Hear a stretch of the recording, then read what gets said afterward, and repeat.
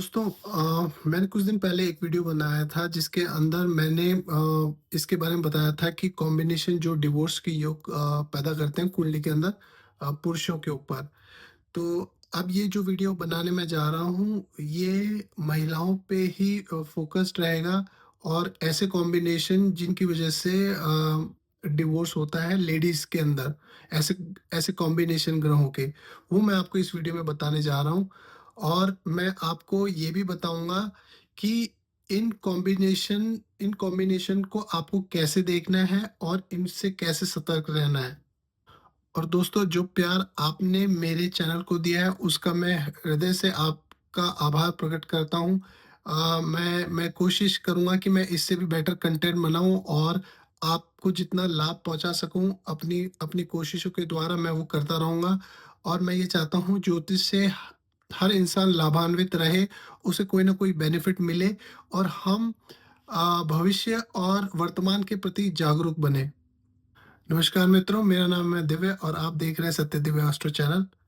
अगर आप मेरे चैनल पे नए हैं तो मैं आपसे रिक्वेस्ट करूंगा कि आप सब्सक्राइब कर लें और साथ ही बेल नोटिफिकेशन आइकन को भी प्रेस कर लें। इससे मेरा वीडियो बनते ही सबसे पहले आपको नोटिफिकेशन आएगी और आप सबसे पहले ये वीडियो देख पाएंगे। तो दोस्तों बिना समय को व्यर्थ करे हुए हम सीधा चलते हैं हमेशा की तरह स्क्रीन पे, जहां मैं आपको ये सारे कॉम्बिनेशन बताने जा जा रहा हूं और आप इन कॉम्बिनेशन को देख के आप भी लाभान्वित हो सकते हैं और आप जागरूक हो सकते हैं अगर आप शादी करने जा रहे हैं या आप किसी से अपनी कुंडली मिलान करते हैं तो। दोस्तों ये पहली कुंडली देखिए, यहाँ पे कन्या लगन है और लगन में ही मंगल शनि बैठे हुए हैं। मंगल और शनि, ये एक्चुअली जो कॉम्बिनेशन है वो बहुत ही बुरा है। This is actually a bad combination. और जो अपनी सातवीं एस्पेक्ट सेवन्थ हाउस को दे रहे हैं, इसके कारण मैरिज लाइफ में उथल पुथल रहेगी और फ्रिक्शन भी बहुत ज़्यादा रहेगा और most likely, very high likely इनका डिवोर्स भी हो सकता है। तो जिन जिन की कन्या लगन की कुंडली है और लगन में ही मंगल शनि बैठा हुआ है, तो आपको बहुत ध्यान रखना पड़ेगा। इसके अलावा अगर आप देख पा रहे हैं, जो सप्तम भाव का स्वामी गुरु है वो पंचम भाव में बैठा हुआ है, वो भी नीच का होके। अगर ये कॉम्बिनेशन बन जाता है तो ये 100% डिवोर्स योग बनाता है कुंडली के अंदर।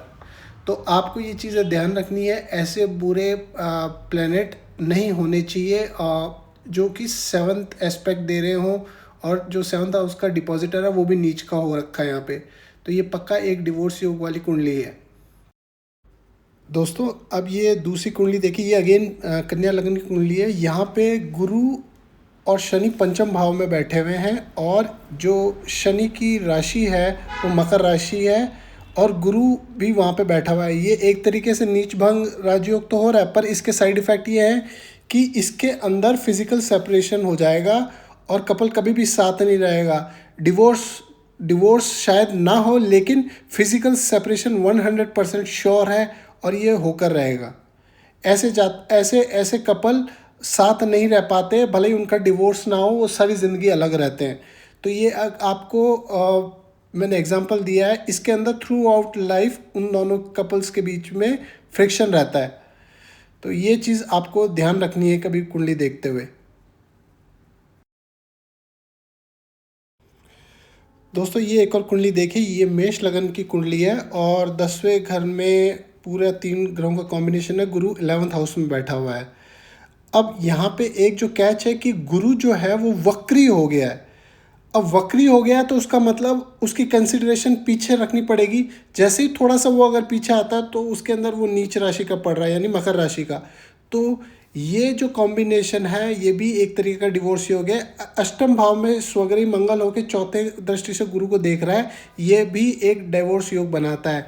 तो ऐसी महिला की कुंडली में 110% डिवोर्स का योग बनता है। आप कभी भी जब भी हॉरोस्कोप देखें तो गुरु की पोजीशन देखें, गुरु की डिग्री देखें। अगर गुरु कुंभ राशि में है तो हमेशा उसकी डिग्री कंसिडर करें, क्योंकि हो सकता है कि डिग्री वाइज वो रेट्रोगेट होके पीछे आ रहा हो। तो ये डिवोर्स योग बनाता है। आपको ये चीज़ें ध्यान रखनी पड़ेगी गुरु को लेकर। ऐसी महिला अपने करियर में तो हो सकता है वो बहुत अच्छा करे, लेकिन उसे वैवाहिक सुख नहीं मिलेगा, उसे अपने पति का सुख नहीं मिलेगा। तो ये चीज़ आपको ध्यान रखनी है कुंडली देखते हुए।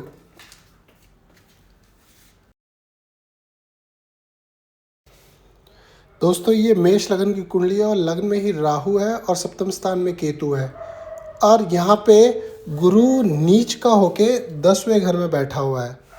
तो ये कॉम्बिनेशन भी एक तरीके से डिवोर्स योग बनाता है, और इसके कारण जातक का जीवन तनाव में रहता है। काफ़ी हद तक पूरी मैरिटल लाइफ डिस्टर्ब रहती है, और कई केसेस में ये भी देखा गया है कि ऐसे कपल का डिवोर्स हो जाता है। तो जब भी लग्न में राहु केतु आ जाए तो आपको ये चीज़ मान के चलनी है कि ये डिवोर्स का योग प्रबल बना देते हैं। ठीक है, तो लग्न में राहु केतु केतु होना हमेशा हानिकारक होता है। One has to be very careful. दोस्तों, ये मकर लगन की कुंडली है। लग्न में ही मंगल उच्च का होके बैठा हुआ है, जो कि सप्तम दृष्टि से विवाह स्थान को देख रहा है। और साथ ही अगर आप देखेंगे कि राहु जो कि 11वें घर में बैठा हुआ है, वो भी अपनी नवम दृष्टि से विवाहिक स्थान को देख रहा है। तो ऐसे दो क्रूर ग्रहों की सप्तम भाव में दृष्टि 100% डिवोर्स योग बनाती है, और इससे जातक को बहुत सारी समस्याओं का सामना करना पड़ता है, कोर्ट कचहरी के चक्कर काटने पड़ते हैं, और बहुत सारी बाधाएं आती है। और इसके अंदर गुरु की प्लेसमेंट का कोई मैटर नहीं करता, क्योंकि दो दो ग्रहों की नीच दृष्टि सप्तम भाव में पड़ रही है। तो ये चीज़ें आपको ध्यान रखनी पड़ेगी। तो दोस्तों, ये थी जानकारी बृहस्पति गुरु के बारे में, जो कि कारक होता है महिलाओं में शादी का। और शादी कैसे चलेगी ये भी निर्धारित गुरु गुरु के ऊपर ही होता है कि वो गुरु प्लेसमेंट उसकी कैसे बैठी है। तो मैं ये उम्मीद करता हूँ कि आपको ये वीडियो पसंद आया होगा, और अगर आपको ये कंटेंट पसंद आया तो please like, share and subscribe. इसके अलावा अगर आपका कोई भी सवाल है तो आप मेरे यूट्यूब चैनल पे कमेंट कर सकते हैं। इसके अलावा आप मेरे इंस्टा हैंडल सत्य दिव्य आस्ट्रो पे भी कमेंट डाल सकते हैं। मैं कोशिश करूँगा उसका जवाब तुरंत देने की, और मैं आपकी सारी क्वेरीज आंसर करने की पूरी कोशिश करूँगा। Thank you for watching. नमस्कार।